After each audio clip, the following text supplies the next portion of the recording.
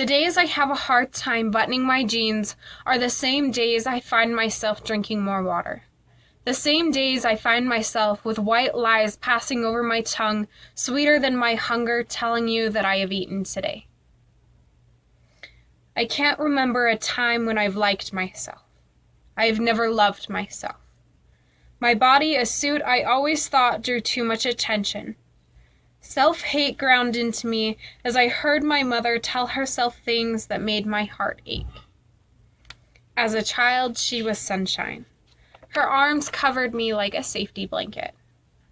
She was soft to fall down on.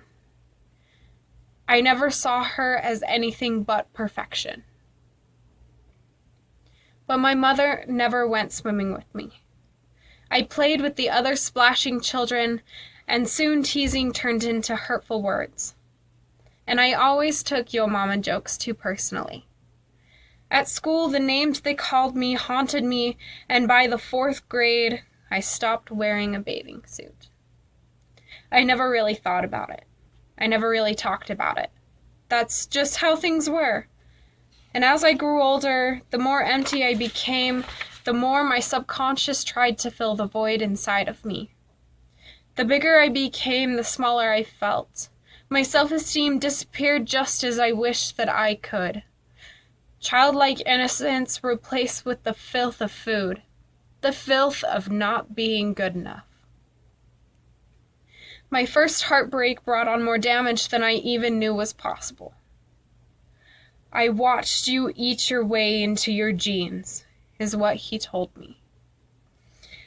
I began to see my own silhouette as far too large, and my portions became too small.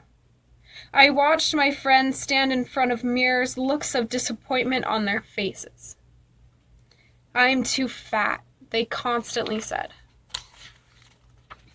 My own eyes green with envy, and I thought to myself, how is it possible for someone so perfect to be so blind? They think they have too much skin when their size is less than mine. My scale became my companion, and I watched the numbers fall. I tumbled down into my own wonderland, where cakes had numerical value, and I became mad. It crept upon me without notice, and disorder was a textbook term that never applied to me. Before I realized what was happening, I couldn't remember the last time I fell asleep with a full stomach. I felt so in control, while in reality it controlled me. I stopped sitting in my usual spot in the cafeteria. I stopped going out with friends because when they offered to pay for my meal, it became far too tempting. My body became a prison, and I felt as if I was sentenced to a life of self-loathing. I bought jeans too small, determined that I would make them fit. My younger sister, a spitting image of all that I had aspired to be, and my jealous rage spit acid from my tongue at her. She wanted to be just like me, and I hated her for it. My size continued to drop, but it was never enough. I saw no physical change. I saw no difference. I don't know when I noticed it happening. My blindfold slowly lifted, and I was horrified with myself. I have absolutely no idea how or when it started. And there are still times when I can't remember the last time I've eaten.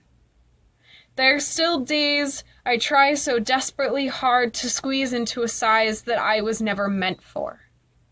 There are still days where I refuse to wear a bathing suit or to look at myself naked in my mirror. But the days have become fewer, and I remain a consistent size. I drink water with my meals rather than in place of them. I buy clothes that fit my own beautiful shape, and every so often, when I catch myself looking in the mirror, I do a double take. On days where my favorite dress hugs my skin too tightly, I've learned to hug myself with the same force. My body no longer a prison, but a castle in which I reign. My scale sits dusty in the corner, for I have no use for numerical value. I eat as I please, and I no longer consider myself diseased. Disorder is a textbook term, a synonym for miserable things, a war inside of me, but will no longer defeat. My body a suit that is just my size.